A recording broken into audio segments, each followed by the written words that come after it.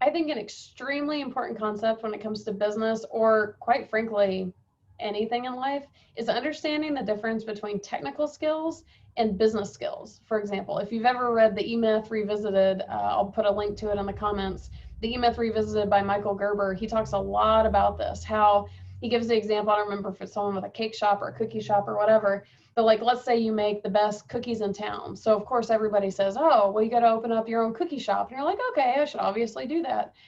What people don't realize is there is such a difference in a skill in making cookies and a skill in running a business. So whatever your trade is, whatever the thing is that you're good at, that is likely very different than running a business.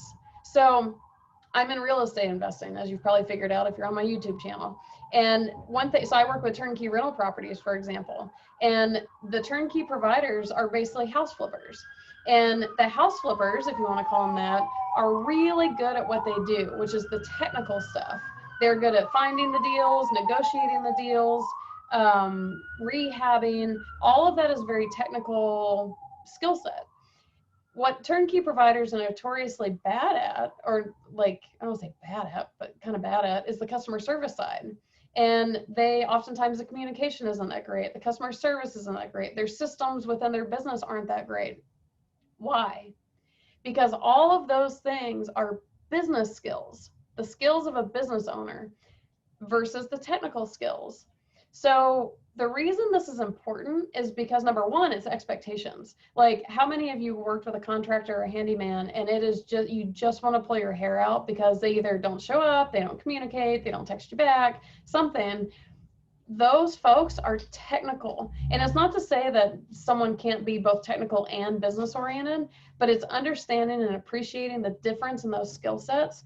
Quite frankly, I don't know if I'd want my handyman, I'd love for him to be better at communication, but if he's that much better at customer service and communication, he might not be such a good handyman.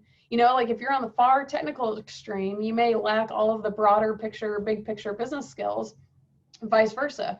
I'm a business mindset. I'm not good at technical stuff. If you want me to give you something technical or detailed, probably not going to happen, and you should set your expectations accordingly. But for all of us personally, also understanding it within ourselves. So the E-Myth talks about the 3 components that are required in any business: the entrepreneur, which is like the visionary, the manager who does organizational, that kind of stuff, and the technician. So even Michael Gerber breaks down the difference in these skill sets, if you want to call them that. And he says that every business needs those 3 components. And so for me personally, I am mostly entrepreneur, visionary type, with a little, manager is not really my thing, with a little bit of technical. So I'm like, okay, well, I'm a lot of this, not much of this. I definitely don't have that. Therefore, I need to hire people to fill those shoes. And so it's kind of like puzzle pieces. I used to be an engineer. I love puzzles. So it's puzzle pieces is how can you bring in the technical side and the big picture side, because you need both. I have a master's degree in psychology because it seemed obvious after engineering. But in that, I worked with a lot of life coaches.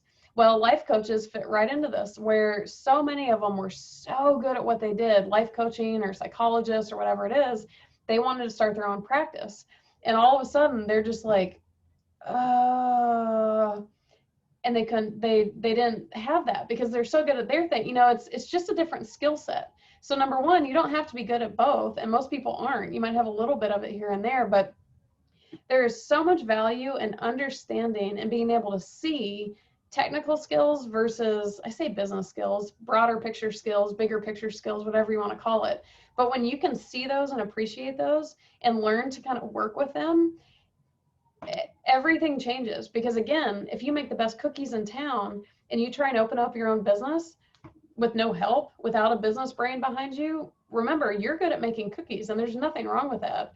But first of all, you also may hate running a business because that's not your skill set, and you may not, like if I had to make cookies, I would be miserable. I hate cooking, and I'm not good at it. So I don't want to leave my business side to go make the cookies, and vice versa. The cookie maker may hate the business side. The business side is very hateable. It can be really frustrating.